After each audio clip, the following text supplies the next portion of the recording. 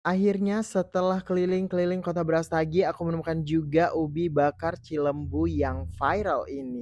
Pas spill bareng aku yuk. Nah ini dia beberapa menunya guys. Untuk harganya start 10 ribuan aja loh. Di sini aku mau order varian matcha, coklat, dan original. Untuk varian matchanya aku add on keju karena kata abangnya salah satu menu best sellernya juga.